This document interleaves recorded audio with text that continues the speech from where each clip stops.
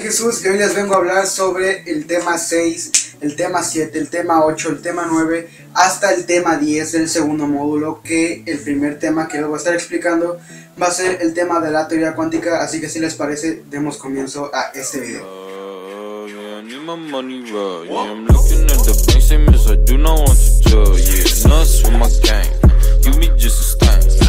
Como introducción vamos a hablar de la teoría cuántica. La vida en el planeta depende de la energía que recibimos del Sol, tanto como otros factores. Aunque la exposición a los rayos polares puede tener efectos negativos sobre la piel, la mayor parte de la radiación de alta energía se absorberá en las epidermis, la capa externa de la piel. La radiación de la energía solar es más dañina biológicamente que otras. La demasiada exposición a los rayos ultravioleta agita los electrones y provoca que nos cause esas manchas que luego vemos, hasta lesiones cancerígenas y el envejecimiento más rápido. El entender el movimiento de los átomos y la energía es importante porque para cuidar nuestra salud y también para aprender a aplicar esta energía de manera posible. Los avances en el área médica sacan ventaja de este conocimiento. Por ejemplo, la fototerapia es la terapia por medio de la luz. El tipo de luz que se puede aplicar puede ser infrarroja, ultravioleta y láser. Y la teoría cuántica es una teoría que trata de describir las propiedades dinámicas de las partículas subatómicas, así como las interacciones entre materia y radiación. La teoría cuántica propone que dentro de un átomo cada electrón presenta una energía específica, la cual es conocida como nivel de energía. Un electrón nunca puede estar dos niveles específicos a la vez. Para eso ocupamos los números cuánticos, que no son números normales. Obviamente no son números normales. Los números cuánticos son valores numéricos que nos indican las características y la posición de los electrones en los átomos. De hecho, estos valores, por si no lo dijo este tipo que está aquí parado, pues son representados con letras, ¿ok? Y esas las vamos a ver más adelante. Sí, como lo digo aquí mi compañero de aquí al lado,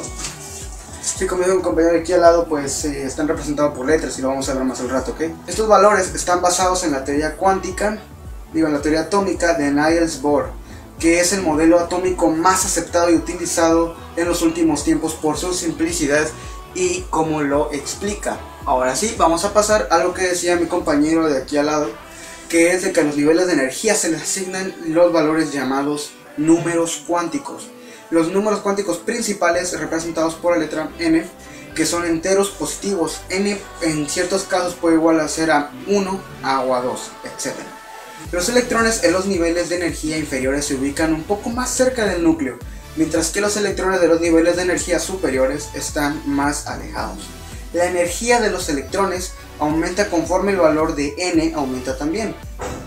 Así que sería como una constante y una variable, más o menos así.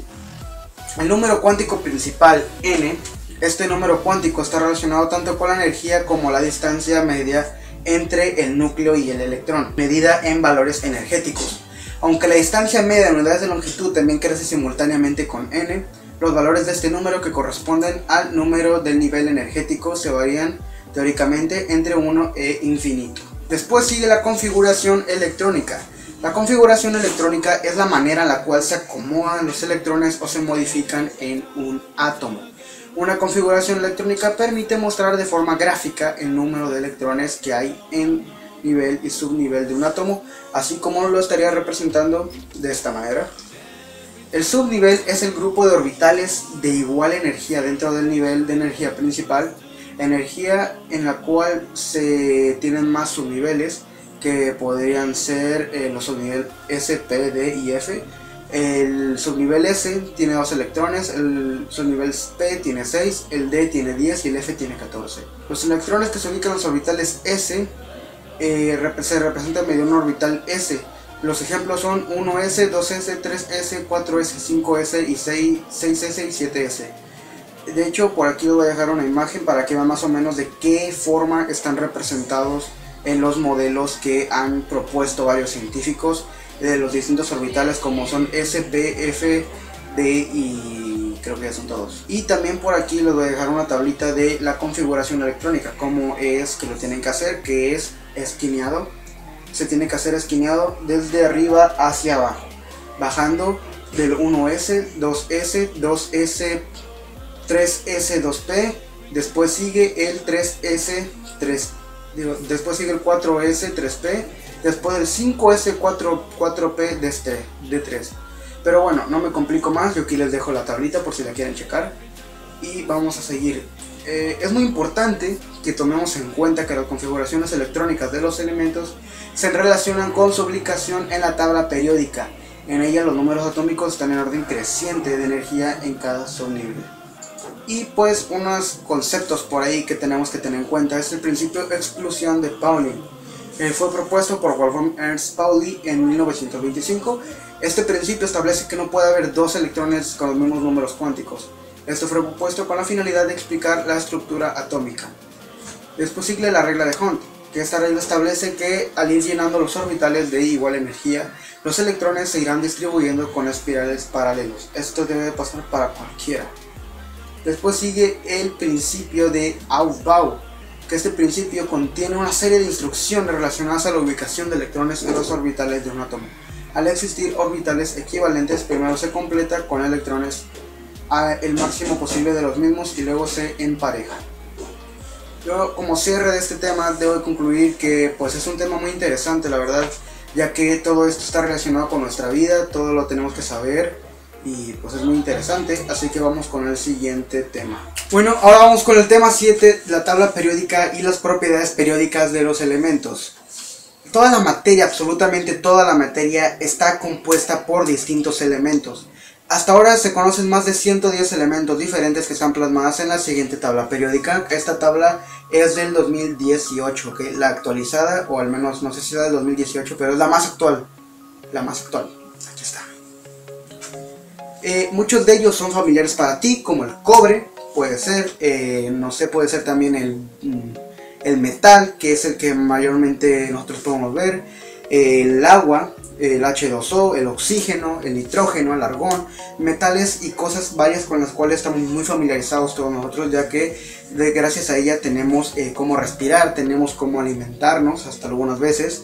Entonces pues hay muchas otras que no son tan importantes, pero igualmente juegan un papel no de gran importancia, pero sino un papel relevante en nuestro mundo y en nuestro día a día.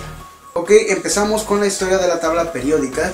En 1817, Johann Wolfgang Dobereiner observó un notable parecido entre las características y propiedades de tres elementos.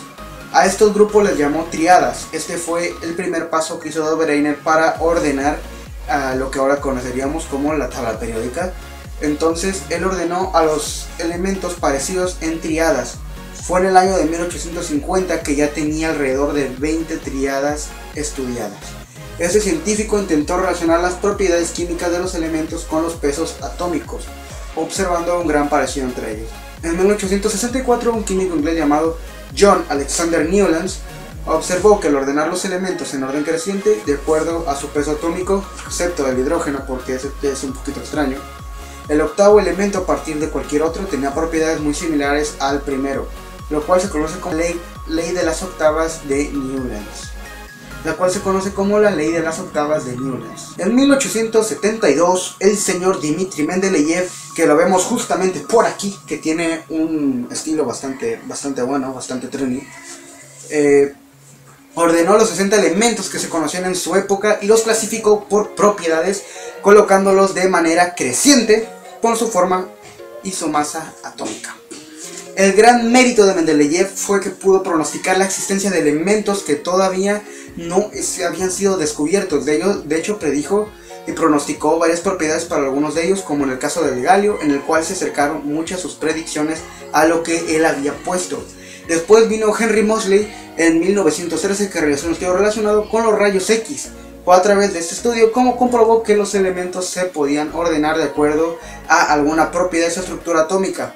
Su más importante aportación fue que ordenó los elementos de la tabla periódica de acuerdo a su número atómico, representado por la letra Z o número de protones. La clasificación de los elementos. Para su estudio de la tabla periódica se divide en periodos y grupos. Aquí tenemos la tabla periódica en donde va a estar puestos los periodos y los grupos. Los periodos son los que están así, horizontalmente, y los grupos son los que están verticalmente. Los periodos corresponden a cada nivel de energía del átomo, son 7 en total, los cuales se ubican por las hileras horizontales de la tabla. Cada hilera se encuentra desde la parte superior de la tabla como periodo 1 hasta la inferior como el periodo 7. El periodo 1 solamente contiene los elementos helio e hidrógeno. El periodo 2 comprende de 8 elementos, que sería litio, berilio, boro, carbono, nitrógeno, oxígeno, flúor y neón. Después de eso sigue el periodo 3, que también contiene 8 elementos, comenzando con el sodio hasta llegar al argón. Y el periodo 4 comienza con el potasio, el 5 inicia con el rubidio, el 6 empieza con el cesio y tiene 32 elementos, ya que el periodo 6 pues es un poquito más rarito por ahí. La tabla periódica también se puede dividir en grupos o familias. Es cada columna vertical en la tabla periódica. Los grupos o familias son muy importantes porque los elementos presentan propiedades similares. Debe destacar que en la parte superior de cada grupo o familia hay un número asignado a cada grupo, como el 1A, 2A, 3A, 4A, 5A, hasta llegar al 8A, que cada uno también tiene su respectivo nombre, como los actinoideos, los carbonoideos, los oxígenos, los nitrogenados, ¿qué le puedo decir yo? También hay elementos representativos o elementos del grupo principal. Son los primeros 2 grupos de la tabla periódica y las últimas 6 columnas a la derecha se le designa con la letra 1A a la 8A. Elementos de transición o metales de transición se encuentran en el centro de la tabla periódica. A estos grupos se les coloca la letra B. Estos son un poco más inestables y por lo tanto no juegan el mismo papel que los elementos representativos. Los elementos representativos ustedes les pueden sacar el número de valencia súper fácil. En cambio, los metales de transición o el grupo B no se puede sacar tan fácilmente, ya que juegan distintos papeles en distintas cosas dependiendo del contexto del problema de que te estén planteando. También está dividida por bloques. La tabla periódica de ustedes la pueden dividir por bloques. De hecho, aquí va a ser una imagen dividida por bloques, que está el bloque S, bloque F, bloque D y bloque P.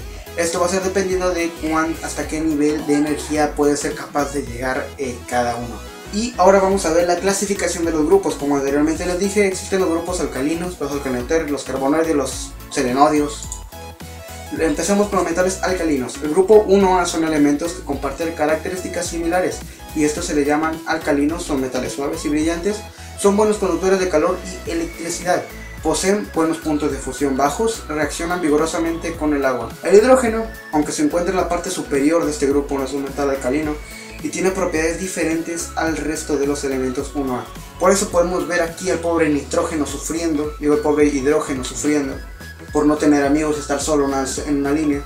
Es muy triste. Un segundo de silencio para el nitrógeno. Suficiente. Ahora vamos a seguir con los metales alcalino-térreos. Los elementos del grupo 2A son metales brillantes, pero no tan reactivos como los del grupo 1A. Los térreos son de los 3 primeros del grupo 3A o el 1-3. Es del boro, un metaloide, punto de fusión muy alto, propiedades en las que predomina el carácter no metálico. Los metales elementos de este grupo son el aluminio, el galio, el indio, el talio. Todo esto forman iones con carga 3+. Después siguen los carbonoides, que es liderado obviamente, como su nombre lo indica, por el carbón. Y este grupo es de carácter metálico, aumenta de arriba hacia abajo. Esta familia se compone por los elementos carbón, silicio, germanio, estaño y plomo. Los nitrogenoides son elementos del grupo 5A.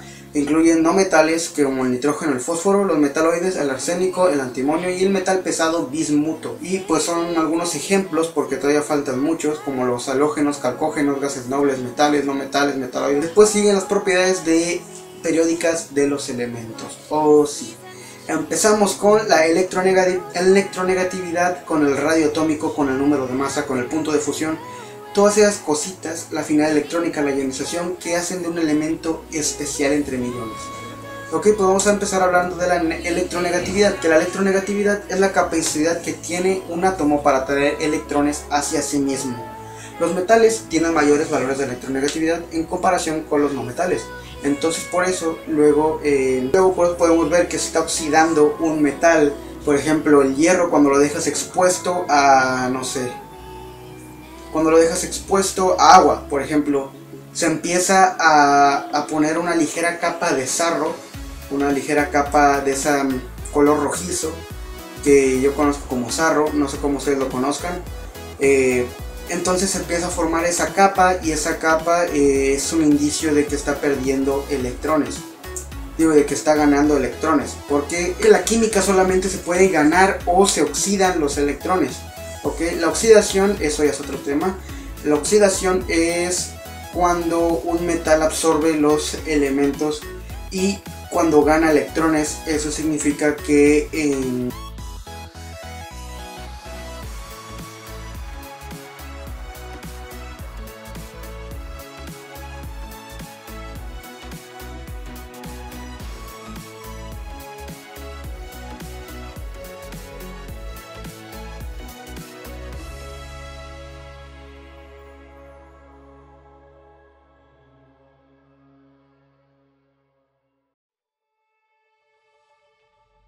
Everybody gets high sometimes, you know.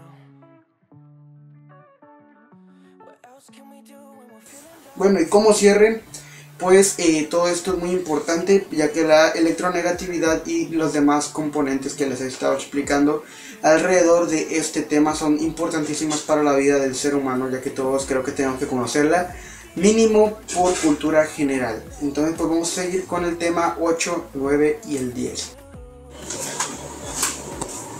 Bueno, ahora vamos a hablar del tema 8, y el tema 8 nos habla de la formación de enlaces. En la naturaleza los átomos se combinan con otros para formar diferentes compuestos. Algunos elementos están formados por moléculas de 2 o 3 átomos del mismo elemento, tal es el caso del agua, que su fórmula es H2O.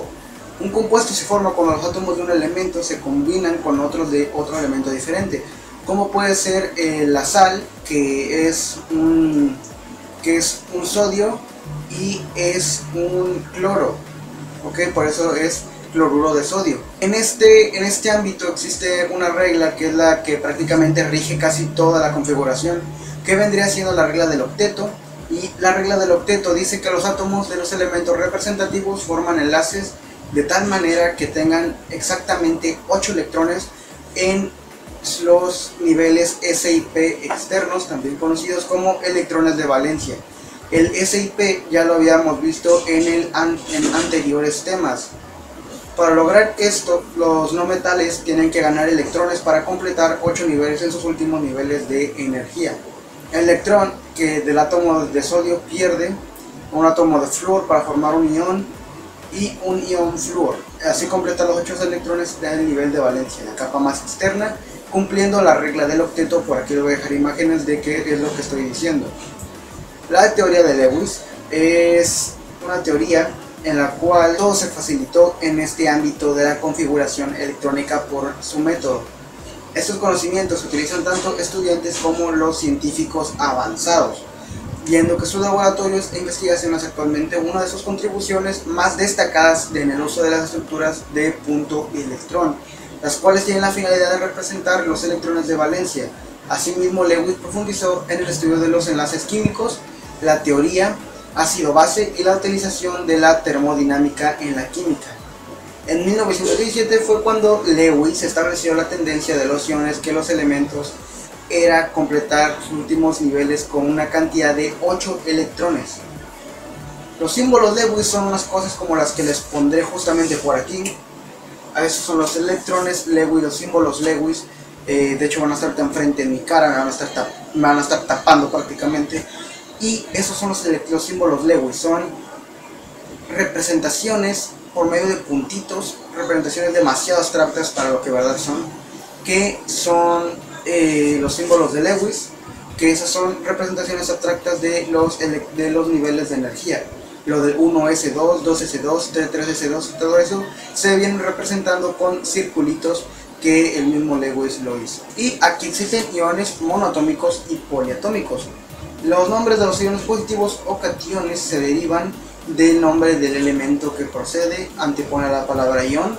Por ejemplo, un átomo de litio que pierde su único electrón de valencia se convierte en un ion de litio. Un átomo de magnesio que pierde sus 2 electrones de valencia se transforma en un ion de magnesio. Los metales pierden electrones para formar iones positivos llamados cationes, y por otro lado los no metales ganan electrones para formar iones negativos llamados aniones. Entonces podemos ver aquí que tenemos aniones y cationes. Los cationes son los positivos y los aniones son los negativos. Y también en este ámbito existen los iones poliatómicos, igual su nomenclatura, que ya vamos a empezar a ver este tema de la nomenclatura en temas que van a venir más adelante. Se utilizan con la terminación ato en el ion común y utilizan la terminación ito para denominar aquellos iones con un átomo menos de oxígeno. Hay dos excepciones de la regla de la nomenclatura del ion hidróxido y el ion cianuro. Los elementos del grupo 7A pueden formar más de dos tipos de iones poliatómicos. Los prefijos se agregan a los nombres y la terminación se cambia para distinguir entre estos iones. Y bueno, ahora vamos a seguir con la explicación del tema 9, la cual lo va a explicar mi compañero que va a venir ahorita aquí al ladito con ustedes, Jesus Christ. Un aplauso para él. Ya me voy, adiós. Hola gente, yo soy Jesus y pues bueno, como mi compañero de allá lo dijo, ay, cuánta violencia. Bueno, ahora vamos a ver el tema 9, que son los tipos de enlaces. Los tipos de enlaces, como ya lo había mencionado mi compañero, los enlaces químicos, que no los has mencionado. No, yo no se los he explicado. ¿En serio? ¿No se los has explicado a los chicos? Yo pensé que solamente era retroalimentación. Tienes que explicar, weón. Explícaselo. Bueno, Vamos ya. lo que quieras, ¿eh? Bueno, Por eso no vamos a trabajar tipos contigo. de enlaces. Vamos a empezar la explicación del tema 9 con los tipos de enlaces. Los enlaces químicos son los responsables, por nuestra mala suerte, de las interacciones entre átomos y moléculas, proporcionando cohesión y estabilidad a los compuestos químicos diatómicos y poliatómicos. La explicación de estas fuerzas es un área compleja que está descrita por las leyes de la química cuántica. Los enlaces químicos se relacionan al compartir o transferir electrones entre los átomos participantes. Las moléculas, cristales y gases diatómicos que forman la mayor parte del ambiente físico que nos rodea están unidos por enlaces químicos, los cuales determinan sus propiedades físicas y químicas de la materia. Las primeras deducciones respecto a la naturaleza del enlace químico datan desde el siglo XI, del siglo XII. Los hombres de ciencia suponían que ciertos tipos de especies químicas estaban unidas entre sí por algún tipo de afinidad química. Fue Isaac Newton que en 1704, gracias gran Isaac Newton, que después de investigar muchísimas teorías, imagínense un tipo por ahí estudiando, tengo la respuesta, encontró que los átomos estaban enganchados unos a los otros por fuerzas invisibles, aunque estos átomos estuvieran en reposo. Sí, así fue. Después de 7 siglos, más para allá, aproximadamente en 1819, después de la invención de la pila electroquímica, que por aquí les voy a dejar la pila electroquímica, una imagen, es rara, extraña, yo lo sé, que el químico sueco G.G. Berzelius desarrolló una teoría en la que explicaba cómo gracias a la combinación química y todos los procesos pudo formar moléculas y compuestos para que todo esto diera señales electronegativas. En 1927 se formuló la teoría de Hitler, que no es Hitler, no es Hitler, ¿ok? No es Hitler, es Hitler London, la cual permitió calcular las propiedades de la molécula de hidrógeno basados en los postulados de la mecánica cuántica. Desde ese trabajo se desprenden las siguientes reglas. El enlace de par de electrones a través de la interacción de un electrón desparejado de cada uno de los átomos. El spin de los electrones tiene que ser opuesto. Una vez apareados, what the fuck, ¿qué? ¿En serio? ¿Tengo que leer eso? Güey, eso es muy sexoso. ¿Cómo hacer sexoso eso? Es solamente es información, güey, por favor, léelo. Ya No sé, explícalo, lo que tú quieras hacer. ¿Cómo hacer sexoso?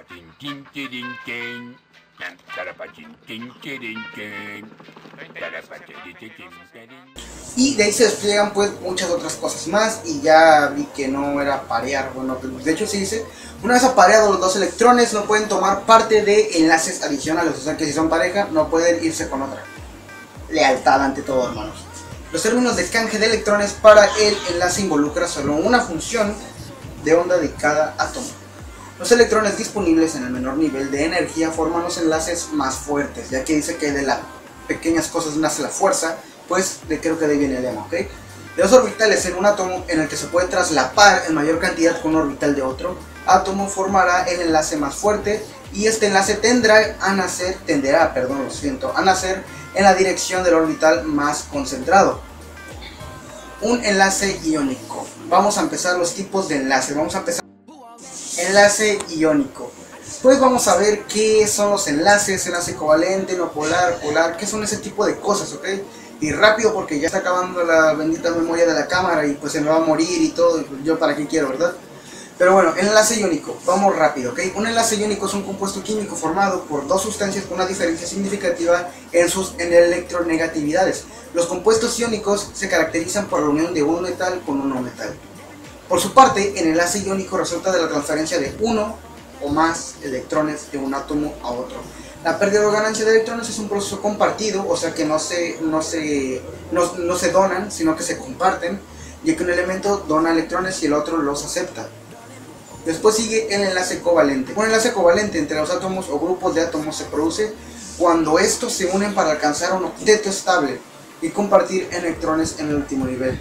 Los enlaces covalentes se suelen producir entre elementos gaseosos o no metales y siempre por comparación de pares de electrones. Se distinguen tres tipos de covalencia: polar, no polar y coordinada. El enlace covalente polar es aquel que se realiza entre dos no metales diferentes. El par de electrones de enlace está distribuido de manera asimétrica entre los átomos. El enlace covalente no polar se tiene cuando los átomos de un mismo elemento se unen para formar una molécula sin carga eléctrica simétrica y cuya diferencia de electronegatividad es cero. El enlace covalente coordinado se presenta cuando el par de electrones que forma el enlace covalente es donado por uno o solo de los átomos. Los enlaces metálicos. Un enlace metálico químico se mantiene unido con los átomos en forma de una nube compacta, unión entre núcleos atómicos y porquerías por el estilo.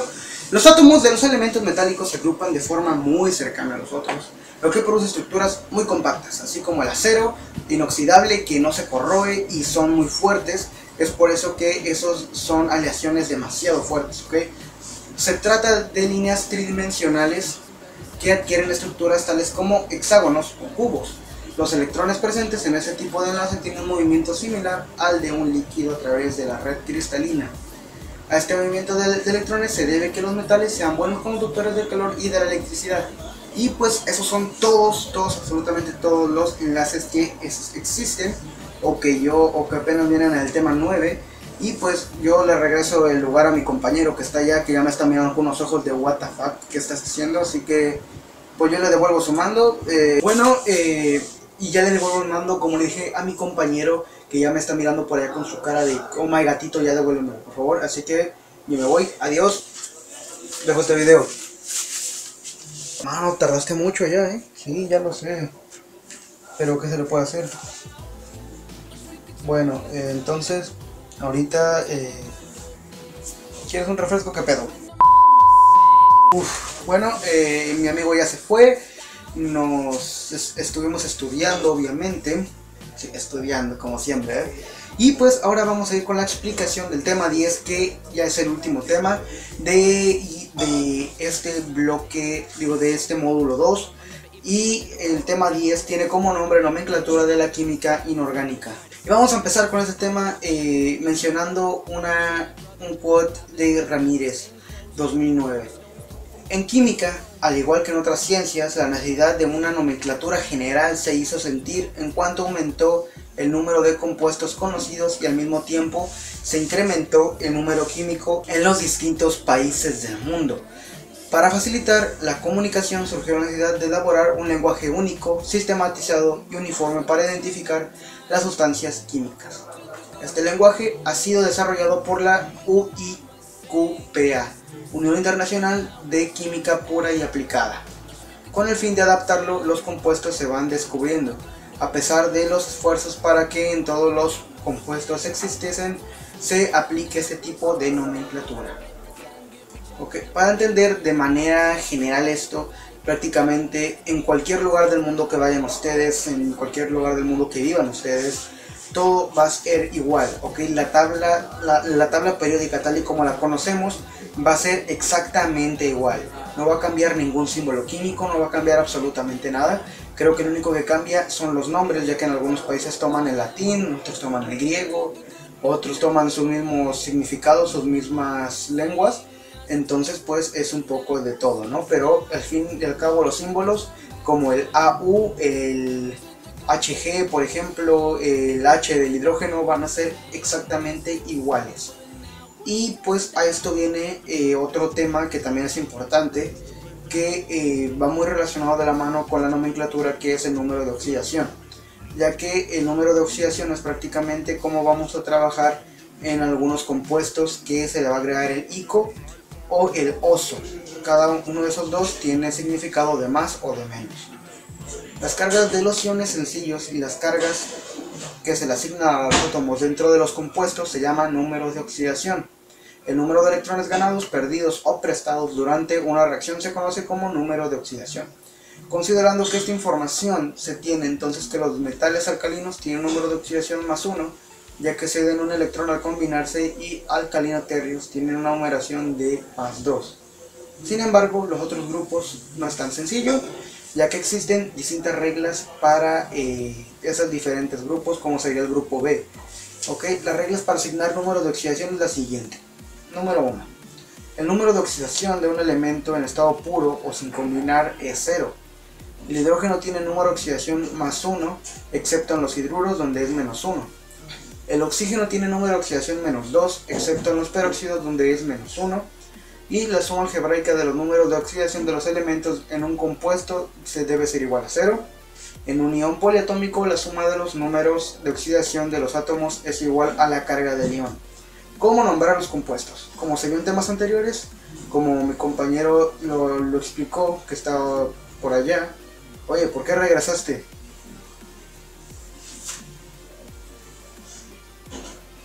Bueno, como pueden ver, mi compañero que está para allá y está viniendo por aquí.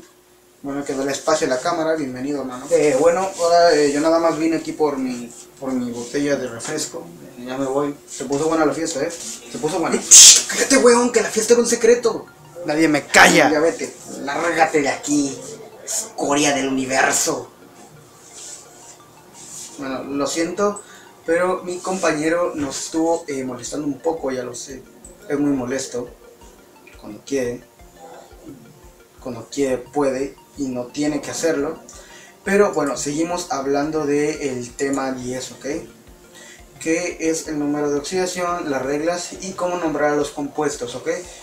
Como se vio en temas anteriores, como lo estaba comentando, los elementos con número de oxidación positivo se conocen como cationes y los que tienen número de oxidación negativo se conocen como aniones. Al unirse dos elementos se debe escribir primero el símbolo del elemento con el número de oxidación positiva, catión, seguido del elemento con carga negativa, el anión. Sin embargo, para nombrarnos se inicia por el anión. De hecho, hay muchos métodos de nomenclatura, como puede ser en la nomenclatura stock, la nomenclatura tradicional, etcétera, etcétera. Y no sé qué método es, ya que viene en el tema 10, ¿ok? Yo no sé qué tipo de cosa extraña es esta, pero de acuerdo a los elementos que forman un compuesto, esto se clasifica como binario, que se forman por dos elementos diferentes, ternarios, que se forman por tres elementos diferentes, y poliatómicos, que se forman por más de tres elementos, ¿ok? Ya que como su nombre lo indica, bi, 2, tri, ternario, de 3, y poli es de 5 o más. La nomenclatura de los compuestos iónicos. Para escribir el nombre de un compuesto iónico de dos elementos, el ion no metálico se nombra primero, seguido por el ion metálico, y los subíndices nunca se mencionan. El nombre de un ion no metal se obtiene al sustituir el final de su nombre elemental con el prefijo uro. Y ahora vamos a ver la nomenclatura y formas de compuestos covalentes. Y antes de eso vamos a ver algunos prefijos que se usan muchísimo en la nomenclatura, como yo les dije anteriormente, del binario, ternario, poliatómico y todo eso. Pues mono significa 1, di significa 2, tri significa 3, tetra significa 4, penta significa 5, hexa 6, y ahí está hepta, que significa 7, octa significa 8, nona significa 9, deca significa 10. Y estos se van a utilizar como, por ejemplo, en el dióxido de carbono. Tiene dos elementos de carbono y un elemento de oxígeno. Por aquí les voy a poner la fórmula para que ustedes la chequen y vean que estoy en lo correcto. Para nombrar compuestos covalentes con dos no metales, primero se nombra al segundo no metálico con el sufijo uro, y si es oxígeno con la palabra óxido, como el óxido ferroso y cosas así. Nombrar el primer metal, no metal, por el nombre del elemento. Para indicar el número de átomos subíndice se agrega el prefijo mono, tri, tetra según corresponda. Como le estaba yo diciendo, que es el dióxido de carbono, CO2, ¿ok? Porque son dos de oxígeno y uno de carbono. Los compuestos ternarios son aquellos que están formados por tres elementos diferentes. Este conjunto de compuestos, al igual que los binarios, incluyen sustancias que pertenecen a funciones diferentes. Los más importantes son los hidruros, los oxiácidos y sales derivadas de los ácidos oxigenados. Y de ahí de la nomenclatura de los principales grupos de compuestos, que de ahí se derivan muchas. Yo solamente les voy a explicar 6 principales, que son pues las que más se ven en la prepa, en la escuela, en la secundaria, donde sea que estés estudiando. Son las que más vas a batallar y son las que más vas a ver. Pues vamos a empezar con los óxidos metálicos, que son el resultado de la unión de un metal con un oxígeno. Para nombrarlos se antepone la palabra óxido seguida del nombre del metal correspondiente. Por ejemplo, metal más oxígeno es igual a óxido metálico. Un ejemplo sería sodio más oxígeno, que sería óxido de sodio. Después siguen los óxidos no metálicos, que son el resultado de la unión de un no metal, número de oxidación positivo, con el oxígeno. Estos óxidos forman ácidos al combinarse con el agua y debido a esto son conocidos como anhídridos. Para nombrarlos utilizan los prefijos mono, di, tri, tetra según corresponda, ¿ok? Por ejemplo, uno metal más oxígeno es igual a óxido no metálico. Ejemplo, el CO, que es el monóxido de carbono. Después siguen los hidruros metálicos, que se forman con la combinación del hidrógeno, número de oxidación -1, con cualquier metal. Se nombran anteponiendo la palabra hidruro seguida del nombre del metal correspondiente. Metal más hidrógeno es igual a un hidruro. Un ejemplo es el potasio, que trabaja con electronegatividad +1, y el hidrógeno, que trabaja con electronegatividad -1, que eso forma hidruro de potasio. Después siguen los hidróxidos, conocidos también como bases, que son el resultado de la reacción entre un óxido metálico y el agua.